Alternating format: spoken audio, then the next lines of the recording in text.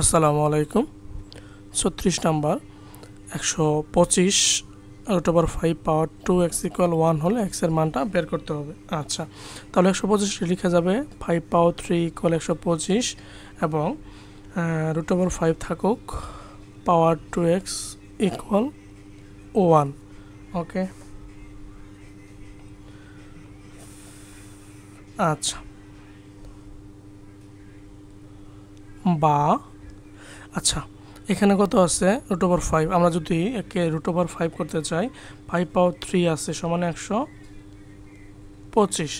আচ্ছা, এখন একে রুট ওভার 5 করলাম, স্কোয়ার দিলাম, তাহলে কি স্কোয়ার আর রুট ওভার 5 কাটা যাবে, থাকবে হচ্ছে কি শুধু 5 পাওয়ার হচ্ছে যদি আমরা অল পাওয়ার 3 দেই তাহলে হচ্ছে 5 পাওয়ার 3 ইকুয়াল 125। ঠিক আছে, তাহলে আমরা লিখতে পারবো রুট ওভার 5 পাওয়ার 3 দুয়ে কত 6, রুট ওভার 5 পাওয়ার 6 ইন্টু রুট ওভার 5 পাওয়ার 2x ইকুয়াল 1।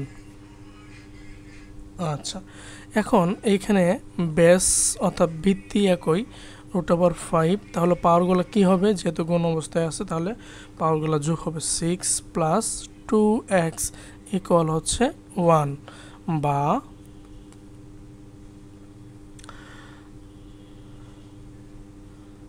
রুট ওভার 5 পাওয়ার